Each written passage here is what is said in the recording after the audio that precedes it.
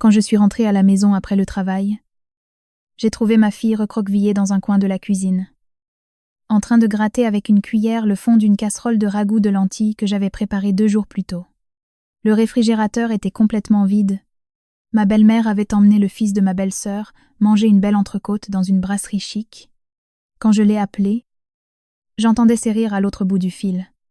Quelle viande et quel enfant mort pour cette gamine, m'a-t-elle dit. Elle ne va pas mourir pour avoir sauté un repas. J'ai raccroché le téléphone. J'ai ouvert l'application de la banque sur mon mobile et j'ai annulé la carte de crédit familiale sur laquelle la pension mensuelle était prélevée automatiquement. À partir de cette nuit-là, le téléphone de ma belle-mère a commencé à sonner comme un fou. 55 appels en absence.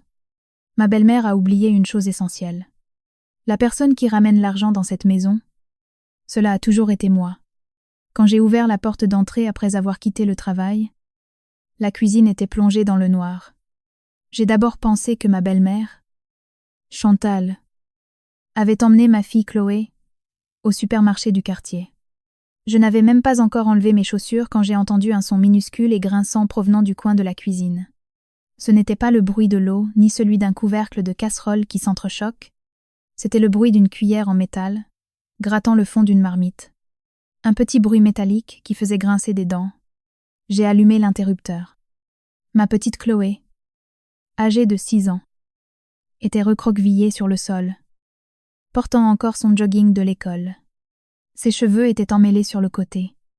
Entre ses petites mains, elle tenait une grande cuillère et grattait le fond de la casserole de lentilles qui restait d'il y a 2 jours. Le plat était déjà froid, avec une couche de graisse blanche flottant à la surface, et en dessous, il ne restait que quelques morceaux de carottes flétries, la petite, avec des restes de sauce rougeâtre à la commissure des lèvres, a sursauté en me voyant et a arrêté son geste. « Maman !» La voix de la petite a légèrement tremblé, comme si elle avait commis une grave erreur. J'ai laissé tomber par terre le sac que je tenais debout dans l'entrée.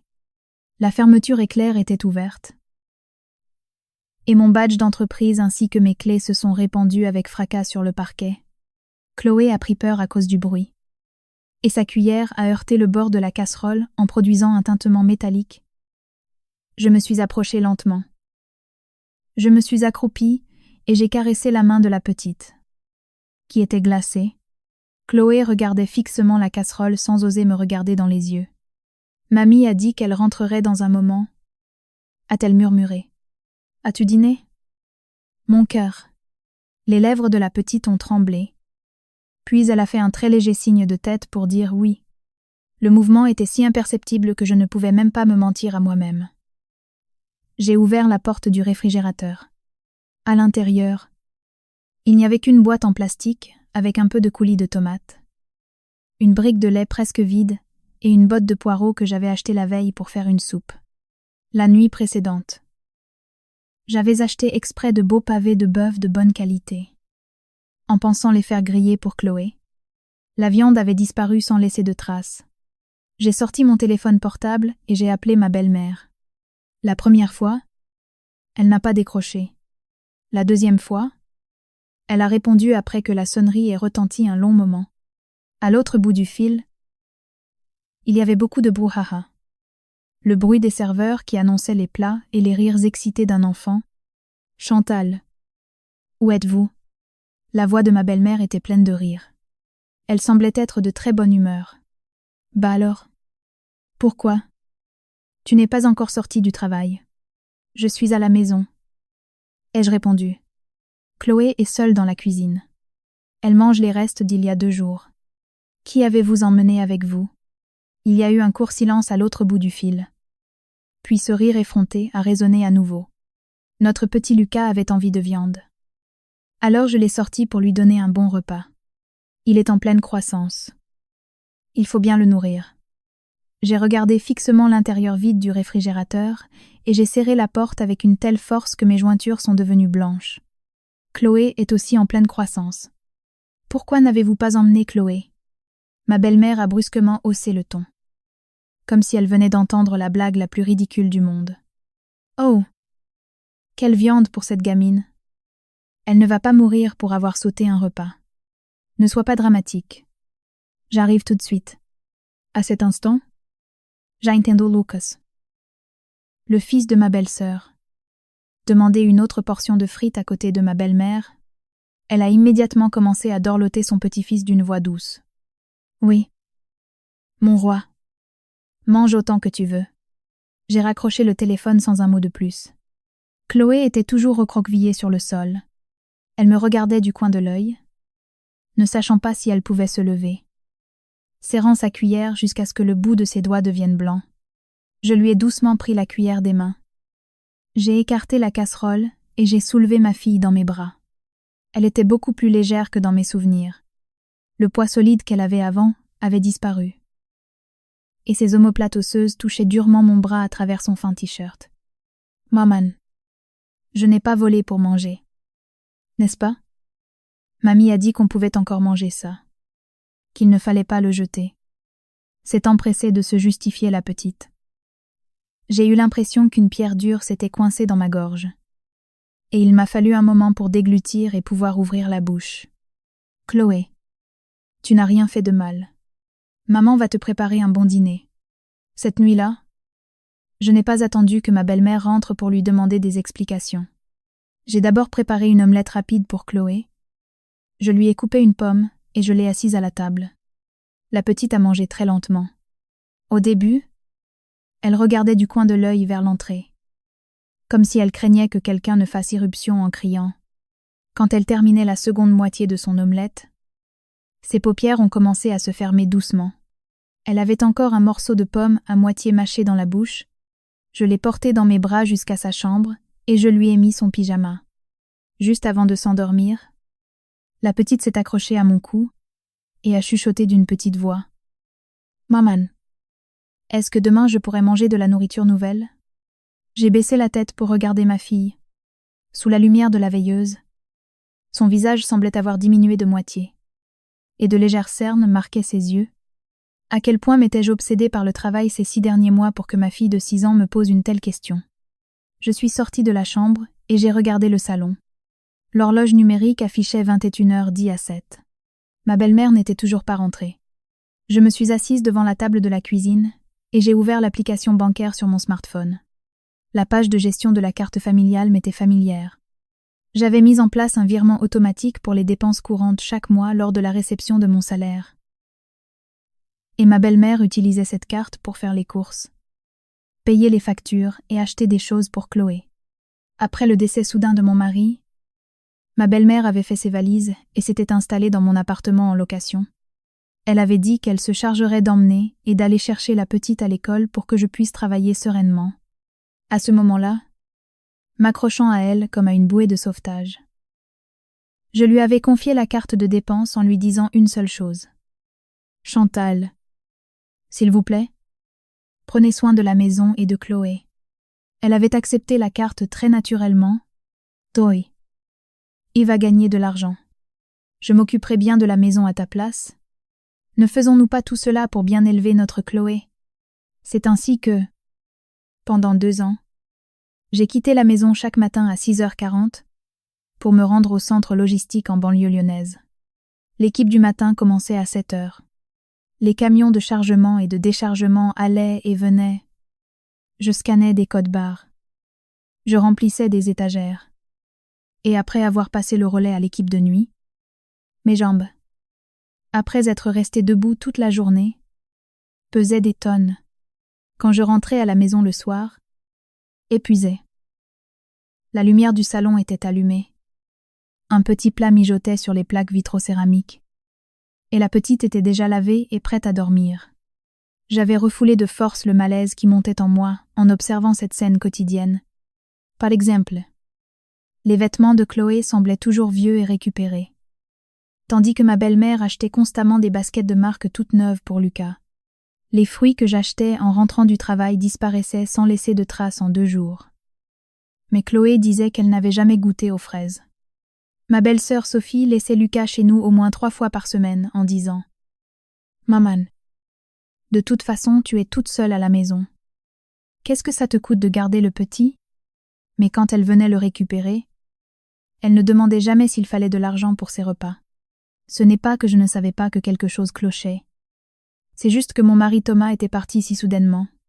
Sa dernière volonté, alors qu'il serrait ma main juste avant de mourir, m'avait brisé le cœur.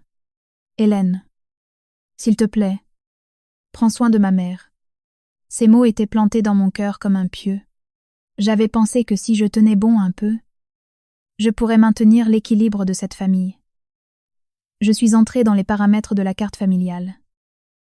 J'ai annulé le virement automatique. J'ai bloqué les paiements en ligne et j'ai modifié le plafond de crédit à 0 €. Une fenêtre de confirmation du système est apparue pour me demander si je voulais bloquer la carte. J'ai fixé cet écran pendant 3 secondes et j'ai appuyé sur le bouton de confirmation. À 2h04 du matin, la serrure de la porte d'entrée a cliqué et ma belle-mère est entrée. Dès que la porte s'est ouverte, une forte odeur de viande grillée a envahi le salon. Le rire bruyant de Lucas est également entré. Le garçon tenait à la main un jouet qu'on lui avait offert au restaurant. Comme ma belle-sœur n'était pas venue, il semblait que ma belle-mère lui avait donné à dîner, puis l'avait ramené directement chez moi pour dormir. Ma belle-mère, qui fredonnait une chanson en retirant ses chaussures, a vu que j'étais assise froidement devant la table de la cuisine et a effacé son demi-sourire. « Pourquoi tu ne dors pas encore ?» m'a dit ma belle-mère en posant son sac sur le meuble de l'entrée. J'ai ramené un peu de viande qui restait du restaurant. Fais-la réchauffer au micro-ondes et mange-la. J'ai regardé fixement le sac en plastique que ma belle-mère me tendait. Ce n'était pas quelque chose acheté pour Chloé, mais un tas de restes qu'ils avaient laissés. Chloé dort? Ai-je dit. Sie elle dort. C'est mieux. Les enfants s'endorment tout seuls quand ils ont faim. Quelle exagération, a-t-elle répondu. Ma belle-mère a enfilé ses chaussons, est entrée dans la cuisine et a ouvert la porte du réfrigérateur comme d'habitude. En voyant l'intérieur vide, loin de se montrer, désolée, elle a froncé les sourcils et m'a regardé durement. Demain, quand tu rentreras du travail, fais les courses. Le prix des légumes flambe ces derniers temps. L'argent s'envole. J'ai demandé d'une voix calme. Qu'avez-vous fait des pavés de bœuf que j'ai achetés hier? La main de ma belle-mère s'est figée en l'air, avec un reniflement. Puis elle a claqué la porte du frigo. J'ai fait un steak à Lucas. Comme c'est un garçon.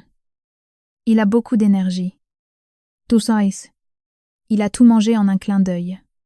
Et qu'a dîné Chloé aujourd'hui? Ai-je demandé? Elle n'aime pas la viande. A répondu ma belle-mère en se retournant brusquement et en me parlant d'un ton nerveux. Toi qui passes ta journée dehors. Qu'est-ce que tu en sais? La petite est difficile avec la nourriture et dit qu'elle n'en veut pas. Je dois la poursuivre avec la cuillère pour l'obliger à manger. Chloé était recroquevillée sur le carrelage froid de la cuisine, en train de gratter des lentilles froides. Ai-je dit? C'est sans doute parce qu'elle avait faim qu'elle a mangé ça. Ma belle-mère a un peu baissé la voix, se rendant compte qu'elle risquait de réveiller Chloé. Ne m'interroge pas comme si j'étais une criminelle dès que je rentre à la maison. Moi aussi je me casse le dos à garder les enfants avec ce vieux corps. Tu crois que garder des enfants c'est facile? Pour qui crois-tu que je fais ce sacrifice à presque 70 ans? N'est-ce pas tout pour le bien de votre famille? Pour le bien de la famille. Et je répétais à voix basse. Ma belle-mère a remarqué la froideur de mon ton et son expression s'est durcie. Hélène, écoute-moi bien. As-tu oublié comment mon fils est mort? Depuis que Thomas n'est plus là, c'est cette vieille femme aux cheveux blancs qui prend soin et élève sa belle-fille et sa petite-fille. Si tu as un travail décent aujourd'hui et que tu dors sur tes 2 oreilles dans une maison bien chauffée, c'est entièrement grâce à ce qu'a laissé mon Thomas. C'est ton devoir naturel de me nourrir et de prendre soin de moi. Mes 2 mains posées sur la table se sont lentement fermées en poing. Le bail de cet appartement est à mon nom. La moitié de la caution provenait de mes économies avant le mariage, et l'autre moitié de l'argent de l'assurance décès de mon mari et d'un prêt de mon père. Thomas ne gagnait pas beaucoup de son vivant. Nous remboursions donc aussi des dettes ensemble. Mais je n'avais jamais abordé ce sujet d'argent pour faire des comptes. Je ne voulais pas salir la mémoire de mon défunt mari avec de mesquins calculs d'apothicaire. Cependant, ma belle-mère faisait ses comptes dans sa tête tous les jours depuis 2 ans. Très méticuleusement. Je mettais l'argent sur la table, et elle s'en attribuait tout le mérite. Je serrais les dents et elle profitait des luxes. Ma fille était traitée comme si elle n'existait pas. Vivant dans la peur. Je me suis levée lentement. À partir de demain, je gérerai directement les dépenses de la maison. Si vous avez besoin que j'achète quelque chose, faites-moi une liste. Si vous voulez continuer à vous charger d'emmener et de ramener Chloé, ainsi que de son dîner, vous devrez vous occuper de la petite correctement et à des heures régulières. Ma belle-mère a cligné des yeux comme si elle ne comprenait pas ce que je disais. Que tu gères directement. Qu'est-ce que ça veut dire? J'ai bloqué la carte familiale. Ai-je dit? Ma belle-mère est restée figée sans comprendre. Puis la seconde suivante. Son visage est devenu livide. Qu'est-ce que tu viens de dire? Que tu as annulé la carte? Ma belle-mère a fouillé précipitamment dans son sac, a sorti son smartphone et a ouvert l'application de paiement. Elle a tapoté l'écran avec son doigt comme une folle, comme si en appuyant fort sur l'écran, la carte bloquée allait ressusciter. Apparemment, une notification de paiement refusé est apparue, car elle a brusquement levé la tête et m'a regardé avec des yeux injectés de sang. Tu es folle? Avec quoi vais-je faire les courses demain? Tu veux que j'aille faire la manche dans la rue? Tu as l'intention d'affamer une vieille femme, sans un centime. Aujourd'hui, vous aviez bien de l'argent pour emmener Lucas manger cette entrecôte hors de prix. Ai-je répondu? À partir de maintenant, l'argent ne sera utilisé que là où c'est absolument nécessaire. Ma belle-mère a attrapé le sac en plastique avec les restes qui étaient sur la table et l'a jeté par terre. Le sac s'est déchiré et la sauce rougeâtre s'est répandue sur le parquet du salon. Hélène, tu crois que tu ne recevras pas une punition divine pour traiter ainsi la mère de ton mari? Si Thomas était vivant et voyait ça, il pleurait des larmes de sang. Le prénom de Thomas sortant de la bouche de ma belle-mère était comme un vieux bon de réduction périmé, qui avait été utilisé des centaines de fois. Chaque fois que ma belle-mère avait besoin d'argent, chaque fois qu'elle voulait me soumettre, chaque fois qu'elle voulait que je fasse un pas en arrière, elle me jetait ce vieux bon à la figure. Avant, j'aurais fermé la bouche et baissé la tête. Mais pas cette nuit, s'il était vivant et voyait Chloé lécher des restes de nourriture froide. Il vous aurait d'abord demandé pourquoi diable vous faites subir cela à sa fille. Ai-je lancé? Les lèvres de ma belle-mère ont tremblé. Il était clair que j'avais touché là où ça faisait mal. Mais elle a relevé le menton de force et a crié. Chloé est de toute façon une fille qui se mariera et appartiendra à une autre famille. Mon Thomas est mort sans laisser de garçon. Alors le nom de Dubois est sur le point de s'éteindre. Miles Lucas, le fils de Sophie, est différent. C'est comme le petit-fils aîné. Il porte le sang de la famille, et c'est lui qui ira se recueillir sur la tombe de son oncle plus tard. Qu'est-ce qu'une étrangère portant un autre nom comme toi peut comprendre à l'affection du sang? À cet instant, un lourd silence est tombé sur le salon. On entendait clairement que le bourdonnement du moteur du réfrigérateur, puis il y a eu un petit bruit de l'autre côté de la porte de la chambre. Il semblait que Chloé s'était réveillée. Je me suis retournée et j'ai fermé fermement la porte de la chambre de la petite. En posant la main sur la poignée, je me suis rendu compte que le château de sable que j'avais tenté de protéger de force pendant les 2 dernières années s'était déjà effondré sans laisser de traces. Ce n'était pas quand j'avais entendu le mot gamine, ni quand j'avais vu les lentilles froides. Le château s'était déjà effondré et transformé en ruine depuis longtemps. Et j'étais seule au milieu des décombres, me mentant à moi-même, pensant qu'il restait encore un toit. Je suis retournée à la table. J'ai sorti des lingettes humides et j'ai nettoyé en silence la sauce répandue sur le sol. Ma belle-mère soufflait bruyamment, s'attendant à ce que je crie ou que je l'affronte. Mais je n'ai plus élevé la voix. Demain matin, vous devez emmener Chloé à l'école à 8h tapantes. Je laisserai le dîner prêt le matin. Alors assurez-vous de lui donner à l'heure. Si vous ne pouvez pas le faire, dites-le moi maintenant. Tu me donnes des ordres maintenant. A-t-elle fulminé? C'est ma maison. Ai-je dit? C'est moi qui paie le loyer et les charges. Et c'est là que vit ma fille. J'ai jeté les lingettes sales à la poubelle et je les regardais droit dans les yeux. Je ne suis pas en train de vous demander une faveur en ce moment. Chantal, incapable de contenir sa colère, Ma belle-mère a passé une nuit blanche. Mon smartphone a vibré comme un fou de 11 heures du soir jusqu'au petit matin. Assise dans sa chambre de l'autre côté du mur, elle n'arrêtait pas de m'appeler. Son intention était de me harceler jusqu'à ce que je réponde au téléphone. Le nombre d'appels en absence est passé de 1 à 10 et a finalement atteint 55. L'écran s'allumant et s'éteignant à répétition. J'ai mis le téléphone en mode silencieux et j'ai fermé les yeux en serrant Chloé contre moi. La petite s'est retournée une fois dans son sommeil et a murmuré « Maman ». Mamie est en colère.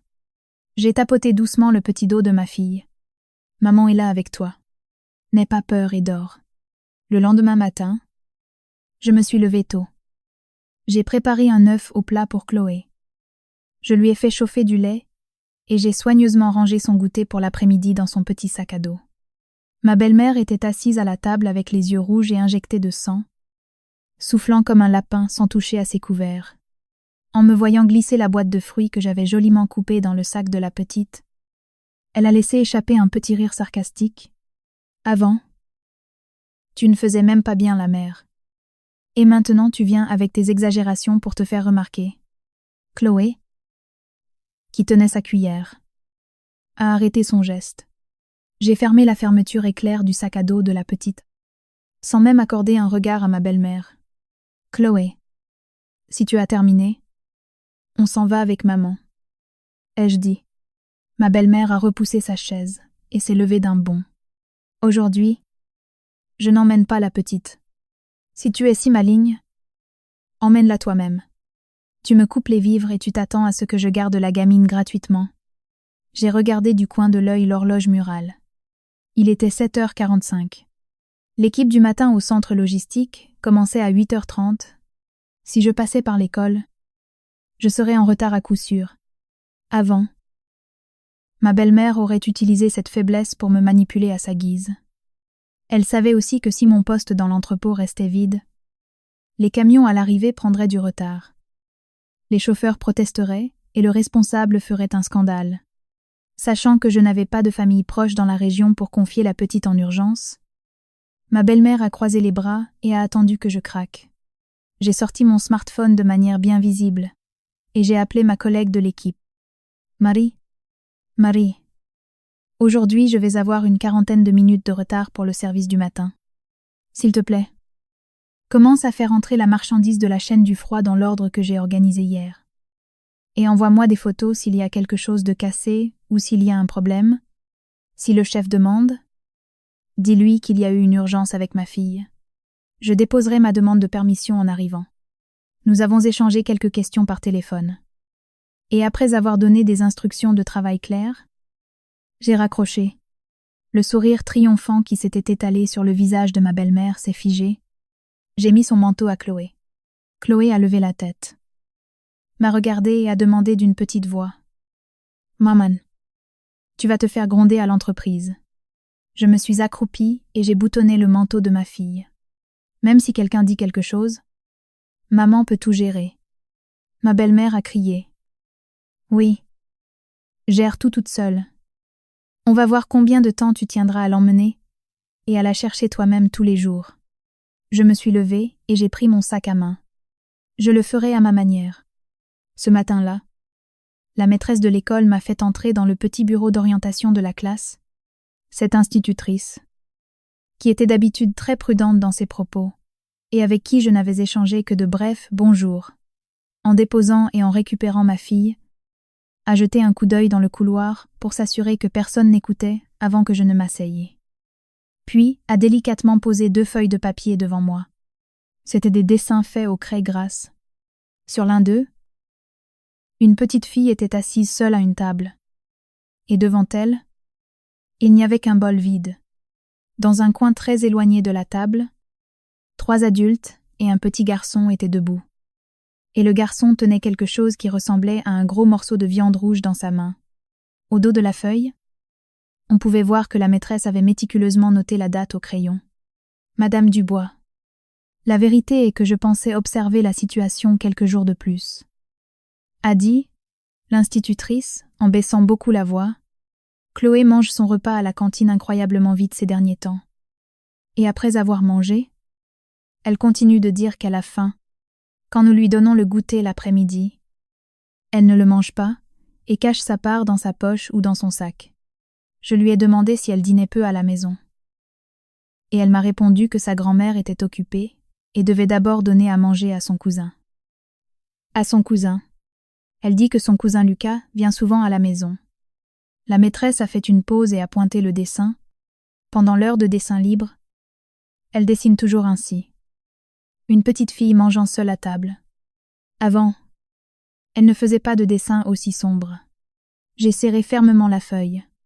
Le bruit du papier se froissant sur les bords a résonné. La maîtresse n'a rien ajouté de plus. Elle a sorti du tiroir de son bureau un petit prospectus d'information sur un centre de loisirs du quartier et me l'a tendu. Il y a un centre périscolaire juste à côté de l'école. Les animateurs récupèrent les enfants après la classe et les gardent jusqu'à 10 à 9 heures. Et ils leur donnent aussi un goûter équilibré. Il faut un entretien avec les parents et déposer un dossier. Les places ne sont pas nombreuses, mais les familles monoparentales qui travaillent, comme celle de Chloé, sont prioritaires. J'ai regardé fixement l'adresse et le numéro de téléphone inscrit sur le dépliant. Ce n'est pas que j'ignorais l'existence de ce genre de structure, mais je pensais qu'il n'était pas nécessaire d'envoyer la petite à l'extérieur alors que ma belle-mère était à la maison. Pourtant, et ce fin morceau de papier que j'avais maintenant sous les yeux semblait des centaines de fois plus fiable que les promesses vides de ma belle-mère. Merci. J'ai soigneusement rangé les dessins dans mon sac. Est-ce que je peux garder ces dessins? L'institutrice a hoché la tête. Oui. Vous pouvez les emporter. Et s'il y a le moindre changement dans la situation familiale à la maison, n'hésitez pas à m'en parler en toute confiance à tout moment. Chloé est une petite fille très profonde et très sensible. Elle ne dit jamais aux adultes en premier si elle est triste ou blessée. Quand je suis sortie par la porte principale de l'école, sur l'écran des notifications de mon smartphone s'accumulaient plus de 10 messages envoyés par ma belle-mère. Au début, elle m'insultait, me traitant de belle fille ingrate qui coupait les vivres à sa vieille belle-mère. Ensuite, elle m'envoyait des photos de boîtes de médicaments pour la tension, suivies de menaces affirmant que s'il lui arrivait quelque chose, ce serait ma responsabilité. À la fin, elle revenait à son discours sur son pauvre Thomas et lançait des malédictions en disant que la belle-fille qui avait dévoré son mari allait maintenant dévorer sa belle-mère. Je n'ai rien répondu. Dans le bus, sur le chemin du travail, j'ai téléchargé l'historique des paiements de la carte de dépenses des 6 derniers mois dans un tableau Excel. Et j'ai commencé à l'examiner à la loupe. Jusqu'à présent, je ne regardais que le montant total, et je me disais que les dépenses étaient un peu élevées. Mais je n'avais jamais épluché les détails. Les noms des enseignes qui remplissaient l'écran se sont plantés dans mes yeux comme des dizaines d'aiguilles. Brasserie de viande haut de gamme. Grand parc de jeux couverts. Boutique de vêtements pour enfants de marque. Chaîne de fast-food de burgers. Café chic pour enfants. Les horaires de paiement se concentraient étrangement les mardis et jeudis après-midi, exactement les jours où ma belle-sœur Sophie laissait Lucas chez nous. Les montants des paiements étaient aussi à vous laisser bouche bée. 68 € d'un côté. Plus de 120 € de l'autre. Même s'il n'y avait pas de note sur le relevé, il était évident au premier coup d'œil dans les poches de qui cet argent était allé. Et sur le dos de qui il avait été mis, il était très difficile de trouver le moindre centime dépensé pour Chloé. Les frais de cantine étaient prélevés directement sur mon compte personnel, et les vêtements de Chloé. C'est moi qui les achetais en cherchant les prix les plus bas sur Internet après le travail. Ainsi, l'argent que ma belle-mère avait dépensé avec la carte familiale pour Chloé se résumait à quelques euros pour des pansements contre la fièvre à la pharmacie, une fois, et une brique de lait au chocolat au supermarché. Dès que l'heure de la pause déjeuner est arrivée, j'ai fait une sauvegarde du fichier Excel sur le cloud, et je me le suis également envoyé sur ma messagerie professionnelle. Les gens qui travaillent dans la gestion des stocks dans la logistique connaissent instinctivement la puissance des registres. Le système retient tout. Dans quelle zone de l'entrepôt le produit est entré? Qui a signé? Et quand un dommage s'est produit, les affaires humaines fonctionnent de la même manière. Les traces de l'argent qui circule, des repas pris, et des photos publiées ne mentent jamais. J'ai ouvert le profil WhatsApp et les réseaux sociaux de ma belle-mère. Elle avait publié énormément de photos au cours des 6 derniers mois. Lucas faisant le signe de la victoire avec ses 2 mains dans le coin VIP d'un restaurant de viande chère. Lucas sautant dans la piscine à balles d'un parc de jeux intérieurs. Lucas prenant la pose devant le miroir avec une doudoune toute neuve. Les commentaires sous les photos étaient tous à s'arracher les cheveux. Rien qu'en voyant manger mon petit roi. Je suis déjà rassasiée. Les garçons. Il faut les élever avec beaucoup d'énergie. Mon petit bonhomme que je ne me lasse pas de regarder. De temps en temps. Très rarement. Chloé apparaissait dans un coin de la photo, regardant toujours une table vide. Avec un regard perdu et dans le vide. J'ai fait des captures d'écran et j'ai sauvegardé toutes ces photos. En faisant défiler l'écran vers le bas, mon doigt s'est arrêté sur la dernière photo. Dans un coin du restaurant, devant Chloé. Il n'y avait qu'une petite assiette de riz blanc. Et juste à côté, dans l'assiette de Lucas, de la viande grillée et juteuse s'empilait comme une montagne. Depuis le bord du cadre, on devinait les couverts de ma belle-mère déposant un autre morceau dans l'assiette de Lucas. Et les yeux de Chloé suivaient silencieusement la trajectoire de cette fourchette. La petite ne pleurait pas, ne trépignait pas. Elle se contentait de regarder. Ce jour-là, après le travail, je ne suis pas rentrée directement à la maison. Je me suis rendue au centre de loisirs de la mairie. La directrice, une femme d'une 40aine d'années prénommée Nathalie, était très vive et très claire dans sa gestion. Elle a minutieusement examiné mon attestation d'employeur, le livret de famille et la lettre de recommandation de l'institutrice que j'avais apportée. Puis elle m'a demandé quelle serait l'heure de récupération la plus tardive. Je travaille dans un centre logistique, donc parfois je dois faire des heures supplémentaires. Mais j'essaierai de venir la chercher avant 10 à 9 heures au plus tard. Ai-je répondu. Si cela tombe pendant la période d'inventaire de l'entrepôt, je demanderai à une collègue où je poserai une demi-journée pour ne pas arriver en retard à l'heure de fermeture. La directrice a hoché la tête. Comme la petite a 6 ans. Elle aura besoin de quelques jours d'adaptation. Nous sommes un centre d'accueil périscolaire qui inclut le goûter et des temps de jeu. Pas une garderie ouverte, 24 heures sur 24. Donc, le fait que le parent vienne la chercher régulièrement à l'heure est le plus important. Amenez-la dès demain matin, à la sortie des classes. Pendant que je remplissais le formulaire d'inscription, mon smartphone a commencé à vibrer violemment. C'était ma belle-sœur. Sophie. Dès que j'ai décroché, sa voix perçante m'a vrillé les tympans. Hélène. Est-ce que tu as vraiment bloqué la carte de maman? J'ai serré mon stylo très fort. Oui. Ai-je répondu. Est-ce que tu as perdu la tête? Maman a pleuré tout l'après-midi au téléphone, en me disant que sa belle-fille lui avait coupé les vivres et voulait la jeter à la rue. Ça ne fait que 2 ans que mon frère est mort. Comment peux-tu traiter ta belle-mère de cette façon? La directrice, assise en face de moi, en train de vérifier les documents, et m'a jeté un regard surpris en entendant l'expression jetée à la rue. J'ai remis le capuchon de mon stylo et je suis sortie dans le couloir. Sophie, as-tu envoyé Lucas chez nous aujourd'hui? Ai-je demandé? Qu'est-ce que ça a à voir maintenant? La voix de ma belle-sœur est montée dans les aigus, presque à s'en briser. Maman se casse la tête à élever ta fille. Ce n'est pas tout à fait normal de lui donner un peu d'argent pour ses frais. Ça te fait si mal qu'une personne âgée dépense un peu d'argent? Ta mère a utilisé l'argent que je gagne à la sueur de mon front pour gaver Lucas, avec de la viande de bœuf hors de prix. Pendant qu'elle laissait ma fille seule à la maison à gratter les restes d'un vieux ragoût froid. Il y a eu un silence de mort à l'autre bout de la ligne, un silence très bref, comme s'il y avait eu une coupure de réseau. Puis ma belle-sœur a balbutié. Tu crois tout ce que raconte une gamine de 6 ans.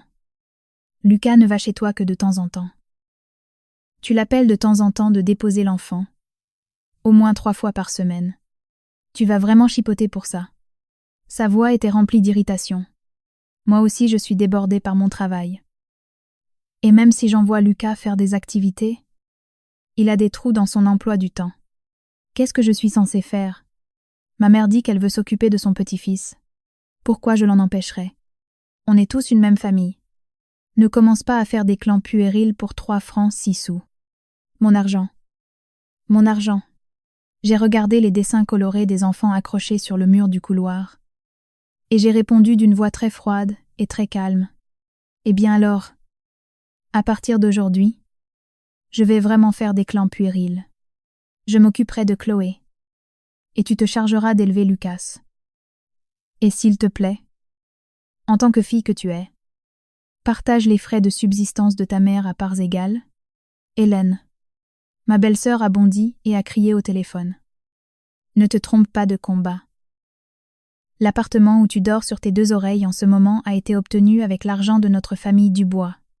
Sur le bail de location. Il est clairement écrit « Hélène Dubois ». Ai-je rétorqué sans reculer d'un millimètre. Si tu veux vérifier par toi-même, je peux en faire une photo tout de suite et te l'envoyer. Ma belle-sœur, à court d'arguments, a soufflé bruyamment pendant un long moment, puis a lâché un petit rire narquois. Tu te crois très maligne maintenant. Hein, je passerai ce soir. On va parler en face à face. Ce soir-là, quand ma belle-sœur a ouvert la porte d'entrée et que ma belle-mère est arrivée, j'avais déjà préparé la scène parfaite dans le salon. Je portais un gilet noir et j'étais assise seule au milieu du canapé. Ma belle-mère, elle, s'était frotté les yeux de force jusqu'à les rendre rouges. Comme une pleureuse attendant les visites lors d'une veillée funèbre. Dès qu'elle est entrée, ma belle-sœur a jeté son sac avec nervosité sur une chaise de la cuisine. Elle semblait ne pas avoir amené Lucas. Sachant que l'ambiance allait être électrique, Hélène, commence par t'excuser auprès de maman. A lancé ma belle-sœur. Même si tu es agacée, couper la carte bleue d'un adulte du jour au lendemain. C'est un grave manque d'éducation. J'ai envoyé Chloé dans sa chambre. Je lui ai mis un casque sur les oreilles et j'ai lancé un dessin animé. Après avoir bien fermé la porte, j'ai posé mon ordinateur portable sur la table du salon et j'ai ouvert le fichier Excel affichant l'historique des paiements de la carte. Les excuses viendront après avoir vu ça clairement. Ma belle-sœur a froncé les sourcils. Qu'est-ce que c'est que ça? J'ai tourné l'écran de l'ordinateur vers ma belle-sœur. L'historique des paiements des 6 derniers mois était parfaitement classé par établissement. Les transactions dans les brasseries chics, les grands parcs de loisirs couverts, et les boutiques de vêtements pour enfants de grandes marques étaient surlignées en rouge. À côté était inscrite la date exacte et la somme au centime près, et sur la droite de l'écran, j'avais placé les photos de profil WhatsApp de ma belle-mère, qui correspondaient à ces dates à la minute près. C'était une preuve irréfutable qui ne laissait aucune place aux excuses. Le visage de ma belle-mère est devenu livide, et elle a tendu la main précipitamment pour essayer de rabattre l'écran de l'ordinateur. Tu m'as espionné dans mon dos. Espèce de vipère. J'ai donné une tape sur le dos de la main de ma belle-mère, et j'ai maintenu le capot du PC ouvert. C'est une carte à mon nom, alimentée par l'argent que j'ai gagné. Je n'ai fait que vérifier mes relevés bancaires. Ma belle-sœur a lu quelques lignes sur l'écran. Et la véhémence de sa voix est un peu retombée. « Maman, qu'est-ce que tu as dépensé autant ?» Ma belle-mère a postillonné en hurlant. « Combien ça peut coûter ce que mangent des enfants ?» Lucas est venu à la maison. Je n'ai quand même pas le droit de refuser un morceau de viande à mon petit-fils. Chloé était aussi assise à table. Tu crois que je l'ai laissé mourir de faim? J'ai mis en plein écran la photo du coin du restaurant que j'avais capturé plus tôt. Que mange exactement Chloé sur cette photo? Ai-je demandé? Les lèvres de ma belle-mère ont tremblé convulsivement. Ma belle-sœur a regardé fixement l'image. Son visage passant alternativement du rouge au blanc. Cette doudoune bleue que portait Lucas sur la photo était très exactement l'article à 110 à 9 € qui apparaissait sur le relevé de carte. Sophie, cette doudoune que porte Lucas, c'est toi qui l'as payée. Ma belle-sœur a détourné le regard et a répondu d'une voix étouffée. Maman a dit qu'elle l'offrait en cadeau à son petit-fils. Alors j'ai naturellement pensé qu'elle la payait avec ses propres économies. Ta mère n'a aucune économie. J'ai fait défiler la page avec la souris. Tout est sorti de ma carte de dépenses familiales, que j'ai alimentée en y laissant ma santé au travail. Ma belle-mère a frappé fort sur la table. Tu te crois très importante parce que tu gagnes 3 francs 6 sous. Mon fils est mort. Et toi, en tant que belle-fille. Tu ne peux même pas avoir cette petite attention pour moi. Quel est le problème si je m'amuse un peu avec mon petit-fils? Lucas est le précieux garçon qui perpétuera la lignée des Dubois. Alors que Chloé, de toute façon, c'est une gamine qui partira dans une autre famille quand elle se mariera. Tu ne peux pas lui donner n'importe quoi à manger et l'habiller avec des vêtements d'occasion. Tu n'as pas souffert de la faim quand tu étais petite. J'ai regardé ma belle-sœur Sophie droit dans les yeux. Tu penses la même chose que ta mère. Ma belle-sœur n'a pas pu répondre tout de suite. Elle a jeté un coup d'œil à ma belle-mère, a regardé les chiffres sur l'écran, puis a évité mon regard. Maman est allée un peu loin dans ses paroles. Mais quand même, couper les vivres à une personne âgée du jour au lendemain. C'était vraiment exagéré de ta part. Elle a un certain âge. Elle a besoin d'argent pour aller boire un café avec ses amis. Débloque la carte et abaisse juste un peu le plafond. Dans ce bref instant, les intentions de ma belle-sœur sont devenues transparentes comme de l'eau de roche. Ce n'est pas qu'elle ignorait que ma belle-mère discriminait Chloé. Elle voulait simplement continuer à profiter des fruits juteux de ce favoritisme, qui refuserait qu'on lui garde son fils gratuitement, qu'on l'emmène se promener et qu'on lui achète des vêtements de luxe avec mon argent. Mais quand le robinet s'est coupé, c'est elle qui a été la première à sentir le feu sous ses pieds. J'ai refermé brutalement l'ordinateur portable. Je ne la débloquerai pas. Le visage de ma belle-sœur s'est décomposé de façon hideuse. Alors qu'est-ce que ma mère va faire? Tu es sa fille. Alors donne-lui toi-même une belle pension à partir de maintenant. Nous aussi on a des crédits plein le dos. Et rien que les activités de Lucas nous coûtent plus de 300 € par mois. Je suis moi aussi une mère qui élève sa fille. Ai-je répondu froidement. À ce moment-là, ma belle-mère a porté la main à sa poitrine et s'est soudainement effondrée sur le canapé. Oh! Ma poitrine. Mon cœur. Sophie. Cette femme est bien décidée à tuer ta mère de chagrin. Oh Thomas. Comme tu es parti si vite. Ta vieille mère doit subir cette humiliation de la part de ta propre femme. Si cela s'était passé avant, j'aurais paniqué. J'aurais apporté de l'eau tiède et des cachets. J'aurais ravalé mes paroles dures et j'aurais baissé la tête. Ma belle-sœur, également habituée à ce grand mélodrame, a rapidement soutenu ma belle-mère et m'a regardée avec fureur. Tu es contente maintenant? Tu sais très bien que maman fait de l'hypertension. J'ai marché calmement vers le placard. J'ai sorti le tensiomètre et les comprimés que ma belle-mère prenait d'habitude. Et je les ai posés sur la table. Prenez votre tension. Si ça affiche un niveau dangereux, j'appellerai le SAMU au 15 immédiatement.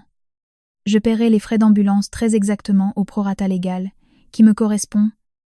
Selon le rapport médical, les lamentations de ma belle-mère ont cessé d'un coup. Elle n'a pas tendu la main vers le tensiomètre. Ma belle-sœur a elle aussi reposé l'appareil qu'elle tenait, avec une expression gênée. Finalement, ma belle-mère a repoussé la main de sa fille, s'est assise droite comme un i, et a commencé à m'insulter. Et me traitant de vipère sans cœur et sans larmes, je suis restée debout au milieu du salon. Et pour la première fois de ma vie, je n'ai pas reculé d'un pas. Chantal, à partir de demain, Chloé ira au centre de loisirs après l'école. Vous n'avez plus besoin d'aller la chercher. J'achèterai toutes les courses de la maison en rentrant. Et je viendrai préparer le dîner moi-même. Si vous voulez continuer à rester dans cet appartement, vous pourrez y rester uniquement jusqu'à la fin du bail.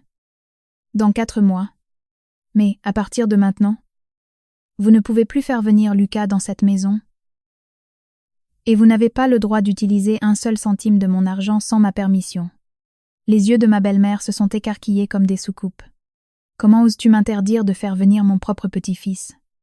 Parce que ce n'est pas sa maison. C'est la maison de mon fils. Thomas is mort. J'ai eu l'impression que mon cœur se déchirait en prononçant ces mots. Mais je les ai recrachés clairement. Sans trembler. Le contrat de location de cet appartement est à mon nom. Et la caution est de l'argent que mes parents et moi avons réuni. L'argent de l'assurance décès qu'a laissé Thomas a été entièrement utilisé pour rembourser les dettes du ménage. Et le reste a servi à compléter la garantie de ce logement. Si vous persistez à affirmer que c'est la maison de votre fils, dès demain matin, j'irai à la banque imprimer l'historique de tous les virements des 10 dernières années pour vous le prouver noir sur blanc. Ma belle-mère a haleté, comme si on l'étranglait. Ma belle-sœur est intervenue précipitamment. Hélène, quelle horrible façon de tuer l'ambiance. Parler d'argent en famille comme ça. Qu'est-ce que c'est que ces manières? Quand je payais tout toute seule, tu n'as jamais pensé que ça tuait l'ambiance. Ai-je répliqué. Le visage de ma belle-sœur est devenu cramoisi de colère. Et elle a saisi son sac nerveusement. De corde. Maintenant que tu gagnes de l'argent, tu te crois tout permis. Tu le regretteras en pleurant des larmes de sang. Ma belle-sœur a essayé de soulever sa mère de force pour l'emmener. Mais ma belle-mère est restée clouée sur place. Immobile. Elle savait que si elle se faisait virer chez sa fille à cet instant précis, elle y serait traitée comme un fardeau encombrant. Ma belle-sœur non plus n'avait aucune intention de s'encombrer soudainement de sa mère. La mère et la fille se sont livrées une étrange bataille de regards silencieux dans l'entrée. Et à la fin, ma belle-sœur a pris la fuite toute seule, en claquant la porte. Sur le visage de ma belle-mère, restée seule dans le couloir, il y avait de la haine pure, bien plus qu'un sentiment d'injustice. Hélène, est-ce que tu penses vraiment que tu échapperas à la punition divine? Je n'ai pas répondu. La porte de la chambre s'est légèrement entr'ouverte. Et Chloé m'a regardée avec anxiété par l'interstice. Je me suis approchée et j'ai pris ma fille dans mes bras. La petite a enfoui son visage dans mon épaule et m'a serré le cou de toutes ses forces. Pendant les jours qui ont suivi, ma belle-mère ne s'est pas avouée vaincue si facilement. Elle a changé de tactique. Elle s'est mise à envoyer des messages tous les jours sur le groupe WhatsApp de la famille. C'était un groupe où figurait l'oncle aîné de mon mari, la tante, les cousins, et même des parents éloignés que nous ne voyions qu'aux fêtes de fin d'année. Elle y postait des photos de sa boîte de cachet contre la tension posée seule sur la table, des photos de la table vide, et envoyait de longs messages larmoyants, se plaignant que sa belle-fille lui avait bloqué sa carte, ne lui donnait même plus une assiette de soupe, et essayait de la jeter à la rue. Chaque phrase débordait de mots provocateurs du style « Après avoir perdu mon fils, pour me voici traité comme un chien, par une étrangère qui n'a pas notre sang. » Ma belle-sœur a également très vite joué le jeu en renchérissant. Ma belle-sœur semble avoir des problèmes psychologiques en ce moment, avec le stress de son travail. J'ai essayé de la raisonner, mais ça ne sert à rien. J'ai tellement pitié de ma pauvre maman. Immédiatement, les appels ont commencé à pleuvoir. Le premier a été le second oncle de mon mari, avec une voix qui se voulait solennelle et bienveillante. Hélène, même si grand-mère t'a un peu contrariée, tu devrais avoir le cœur grand et l'accueillir. Que doit ressentir une mère qui a perdu son fils envers sa belle-fille? Ne sois pas si dur pour quelques billets. J'étais dans la zone d'inspection de l'entrepôt, où résonnaient les bips stridents de recul des chariots élévateurs. J'ai répondu tout en vérifiant la liste des arrivages sur mon écran. Tonton Richard. Dans ce cas, c'est vous qui lui verserez sa pension alimentaire à ma place. Je vous envoie son relevé d'identité bancaire par message tout de suite. Le silence s'est fait de l'autre côté du fil. Eh oh! Ce n'est pas ce que je voulais dire. Alors dans quel but m'avez-vous appelé? Il a toussé 2 fois et a bafouillé qu'il voulait juste que nous nous réconcilions entre adultes. Je lui ai dit que j'étais occupée par mon travail, et j'ai raccroché sans aucun remords. Ensuite, c'est fou de la tante. Elle a été beaucoup plus directe que l'oncle. C'est vrai que tu ne donnes plus à manger à Chantal. Quelle honte pour la famille. Tu es devenue folle. Tu veux gâcher ton avenir alors que tu es si jeune. J'ai mis le smartphone sur haut-parleur et j'ai ouvert la porte du réfrigérateur pour prendre une photo instantanée. À l'intérieur, il y avait des boîtes de conservation contenant de la soupe, des accompagnements, de l'omelette et des fruits que j'avais préparés tôt le matin, parfaitement empilés. Et sur chaque récipient figurait un petit mot avec la date du jour. J'ai posté cette photo dans la conversation du groupe. Ensuite, j'ai envoyé une vidéo de 10 secondes coupée de la caméra de surveillance que j'avais installée provisoirement dans la cuisine. Pour éviter d'envahir la vie privée, elle ne filmait que la façade du frigo et la table. Sur la vidéo, on voyait ma belle-mère ouvrir le réfrigérateur, fixer longuement les boîtes pleines de nourriture. claquer la porte avec colère, puis retourner s'asseoir à la table vide pour se prendre en photo avec une mine abattue. Le groupe WhatsApp est devenu muet comme un cimetière. Quelqu'un a posté l'emoji d'une goutte de sueur gênée, puis l'a effacé à la vitesse de la lumière. 1 seconde plus tard, sans m'arrêter, j'ai téléchargé la capture d'écran du fichier Excel avec l'historique complet des paiements de la carte familiale. Je n'ai pas fait de longues explications. Heure du paiement à la brasserie de luxe, montant des dépenses à la boutique de vêtements de marque, et les photos de profil WhatsApp de ma belle-mère qui coïncidaient exactement avec ses créneaux horaires. Et pour terminer, j'ai posté la photo du dessin à la craie de Chloé que l'institutrice m'avait remis. Une petite fille assise toute seule à une table immense, regardant un bol complètement vide. Le groupe a plongé dans un silence absolu. Plus personne n'a osé ouvrir la bouche. Quand je suis rentrée du travail, ma belle-mère a jailli de sa chambre, courant comme une furie. Le smartphone qu'elle tenait à la main tremblait. « Comment oses-tu étaler le linge sale de la famille devant tout le monde? Tu veux m'empêcher de sortir dans la rue la tête haute ?» J'ai accroché mon manteau soigneusement au porte-manteau et j'ai répondu. Celle qui a commencé à écrire des horreurs dans le groupe. « C'est vous, Chantal. Moi j'ai juste dit que tu me maltraitais. » A-t-elle bafouillé? Et moi je n'ai fait que partager les preuves qui démontrent l'exacte vérité. Ma belle-mère a perdu les pédales et a lancé un coussin du canapé dans ma direction. Le coussin est tombé à mes pieds avec un bruit sourd. Sale vipère. Tu as piétiné le peu de dignité qu'il me restait. Si votre dignité est si importante, pourquoi avez-vous volé l'argent des repas de ma fille pour vous faire bien voir en invitant les autres? Ai-je répliqué.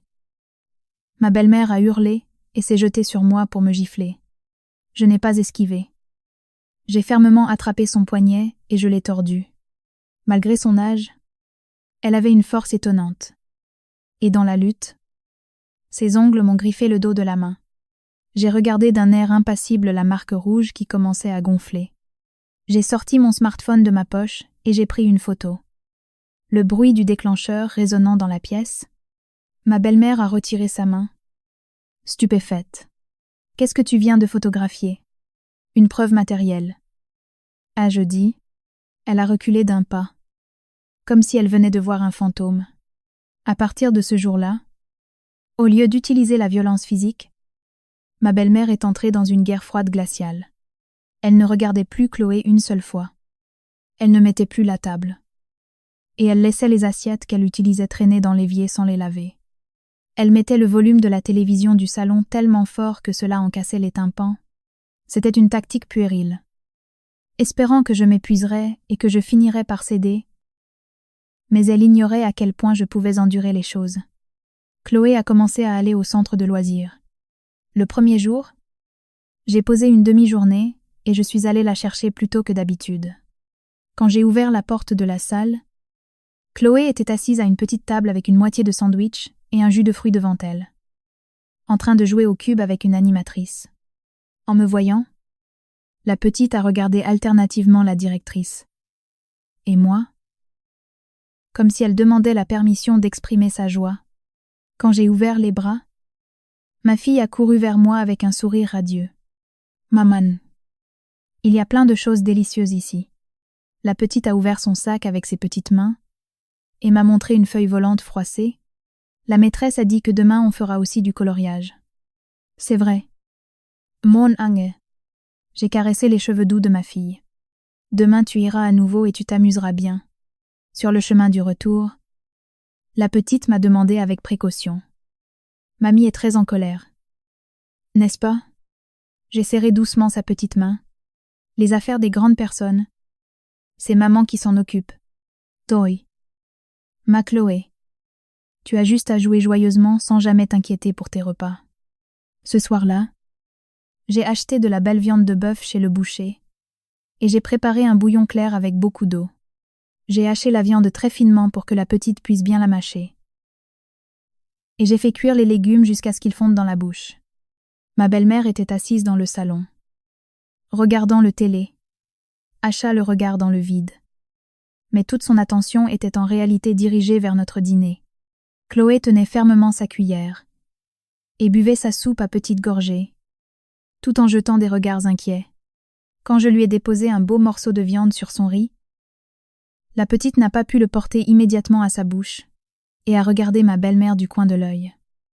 Dans son dos, ma belle-mère a lancé d'un ton sarcastique, en parlant dans le vide. « Oui, mange bien. Maintenant que ta mère a de l'argent, elle te donnera à manger de la viande avec des couverts en or. » Les petites épaules de Chloé se sont recroquevillées. J'ai posé mes baguettes sur la table avec un coup sec et j'ai regardé ma belle-mère droit dans les yeux. « Chantal, si vous menacez encore une fois ma fille de cette manière, dès demain je vous prépare vos valises et je vous dépose devant la porte de Sophie. » Le visage de ma belle-mère est devenu cramoisi de colère. « Comment oses-tu toucher à mes affaires? Essaye un peu pour voir. » Elle m'a fixé avec des yeux remplis de haine, essayant de déceler si je bluffais. La voix survoltée du présentateur de télé, Acha, résonnait dans le salon, mais l'air autour de la table était froid comme la glace. Finalement, elle a jeté nerveusement la télécommande sur le canapé et s'est enfermée dans sa chambre en claquant la porte. Je savais très bien que couper la carte de crédit et envoyer ma fille au centre périscolaire n'était pas suffisant, tant que ma belle-mère continuerait à vivre sous ce toit. Ma fille devrait passer sa vie à avoir peur de cette vieille femme aigrie. Il restait 4 mois de contrat de location. À l'origine, j'avais prévu de renouveler le bail car l'école était proche et le loyer n'était pas excessif. Mais je n'en avais désormais plus la moindre intention. Le lendemain, à l'heure du déjeuner, j'ai pris 1 heure de pause et je suis allée consulter un cabinet d'avocats près de mon travail. C'était une avocate spécialisée en droit de la famille qu'une collègue m'avait recommandée. J'ai posé sur son bureau tous les documents que j'avais préparés: le bail de location original, le livret de famille, l'acte de décès de mon mari, un document attestant de l'emménagement de ma belle-mère chez nous, les relevés bancaires et les captures d'écran du groupe WhatsApp de la famille. L'avocate a examiné les documents rapidement, avec un regard acéré, et ne m'a posé que les questions essentielles. L'adresse fiscale de votre belle-mère est-elle enregistrée à votre domicile? Non. Elle a simplement apporté ses affaires et vit ici, sans avoir fait de changement d'adresse. Étant donné que le contrat de location est à votre seul nom et qu'il est prouvé que la caution provient de vos fonds personnels et de ceux de vos parents, votre belle-mère n'a strictement aucun droit légal de résidence dans ce logement. Que vous décidiez de ne pas renouveler le bail à son échéance et de déménager dans un nouvel appartement sans emmener votre belle-mère relève de votre droit le plus strict. Cependant, si vous changez les serrures tout de suite, le remboursement de la caution pourrait être compromis à cause du conflit émotionnel. Le plus propre est donc d'envoyer une lettre recommandée pour lui donner un délai raisonnable afin qu'elle prépare son déménagement. Et pour l'obligation alimentaire, ma belle-mère répète que comme je suis sa belle-fille, j'ai le devoir légal de l'entretenir jusqu'à sa mort. L'avocate a réajusté ses lunettes et a répondu fermement. Selon la loi actuelle, la belle-fille n'a pas l'obligation légale principale d'entretenir ses beaux-parents, étant donné que sa propre fille, Sophie, est en vie.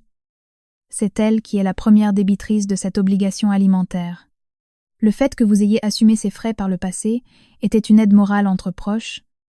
Cela ne se transforme en aucun cas en une obligation légale permanente. J'ai serré le gobelet en carton, rendu humide par la sueur de mes paumes. Et si ma belle-mère va raconter aux autres membres de la famille que je la maltraite et que je la mets à la rue, c'est pour cela que le fait d'avoir conservé des preuves attestant que vous lui avez fourni de la nourriture et rempli votre devoir minimum, comme avec la vidéo de surveillance, est un coup de maître. Conservez bien toutes les preuves démontrant que votre belle-mère ment ou agit de manière irrationnelle. Ne l'insultez jamais et ne la poussez jamais en premier. L'avis d'expulsion doit être fait par écrit via une lettre recommandée par l'intermédiaire de mon cabinet pour laisser une trace officielle. À présent, le plus important est de séparer totalement l'environnement de vie de la petite fille. Les paroles de l'avocate n'étaient pas aussi dramatiques que dans les séries télévisées, mais elles étaient comme un trousseau de clés maîtresses qui ouvrait une par une les portes de ma vie. Restée verrouillée jusqu'alors. En payant la consultation et en sortant du cabinet, une autre notification WhatsApp de ma belle-mère est apparue sur l'écran de mon téléphone. C'était une photo de Lucas assis sur une balançoire dans un parc désert, le visage prêt à pleurer. Le petit tremble de peur parce qu'il n'y a personne pour aller le chercher à la sortie de l'école. Tu es satisfaite maintenant. J'ai transféré la photo telle quelle à ma belle-sœur, et je lui ai écrit un message. Sophie, occupe-toi toi-même d'aller chercher Lucas à l'école. Notre appartement n'est plus ta garderie gratuite. Ma belle-sœur a répondu en moins d'1 minute. Comme si elle faisait une attaque. Tu es vraiment cruelle. As-tu besoin d'être aussi mesquine avec un petit garçon? J'ai écrit en gardant le visage totalement impassible. Moi aussi je suis bien assez occupée à prendre la responsabilité de la vie de ma propre fille. Dès que j'ai appuyé sur la touche d'envoi, ma belle-sœur m'a appelée. Je n'ai pas décroché. Quelques minutes plus tard, j'ai reçu un message vocal chargé de haine. Hélène Dubois. Ah, ne fais pas des choses que tu regretteras plus tard. Quand Chloé grandira et qu'elle devra se marier, tu crois que la famille ne fera rien et vous regardera tracer des lignes comme ça. Ça ne fera aucun bien à ta fille d'être mise à l'écart. J'ai écouté le fichier audio jusqu'à la fin. Je l'ai sauvegardé calmement dans un dossier d'enregistrement. Et j'ai répondu. Je transmettrai à mon avocate tes propos menaçants à l'encontre de ma fille mineure. Je n'ai plus eu aucune nouvelle de ma belle-sœur. Ce soir-là, j'ai rédigé la notification de fin de bail en me basant sur les conseils de l'avocate. Le contenu était très froid et très clair. Aucune intention de renouveler le bail à l'échéance. Ma date de déménagement prévue, ma belle-mère devait se trouver un nouveau logement et libérer les lieux avant cette date. De plus, je précisais qu'à partir de ce jour, je contrôlais l'ensemble des finances du foyer et interdisais l'usage non autorisé de mes cartes ou de mes espèces. Enfin, j'ajoutais que je prenais l'entière responsabilité de la garde et de la protection de Chloé, et qu'elle devait discuter directement de son futur hébergement et de son entretien avec sa fille Sophie. J'ai imprimé 2 exemplaires de ce document. J'en ai scotché un sur la porte de la chambre de ma belle-mère, et j'ai envoyé une photo de l'autre par message à ma belle-sœur. Ma belle-mère, en découvrant la feuille de papier, est sortie de sa chambre en donnant un coup de pied dans la porte, et a poussé un hurlement qui a fait trembler tout le salon. « Tu vas vraiment me jeter à la rue. Il faut être folle à lier pour faire une chose pareille. Quand le bail se termine, je déménage. » Ai-je répondu. Allez chez Sophie, ou trouvez-vous une petite chambre à louer. Faites ce qui vous plaît. Si vous voulez, je peux vous donner le numéro d'une entreprise de déménagement. Où veux-tu que je trouve l'argent? Parlez-en à votre fille Sophie. Ai-je tranché? Où y a-t-il de la place chez Sophie? Ils arrivent à peine à élever Lucas. Et qu'est-ce que diront les beaux-parents de ma fille? C'est un problème que votre fille devra résoudre. Ma belle-mère a froissé le papier de ses mains tremblantes et m'a regardée avec des yeux injectés de sang, comme si elle voulait me dévorer toute crue. Mon fils est mort en travaillant comme un esclave. Comment peux-tu me faire ça? À moi. Combien crois-tu que vaut la sueur que j'ai versée en élevant ta fille et en lui torchant les fesses pendant 2 ans? J'ai fixé ma belle-mère.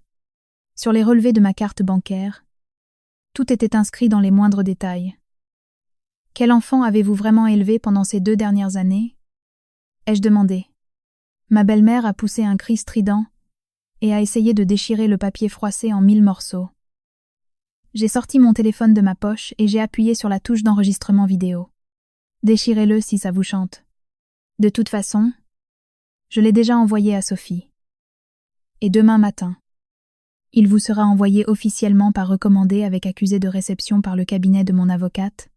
La main de ma belle-mère s'est figée en l'air au mot avocate.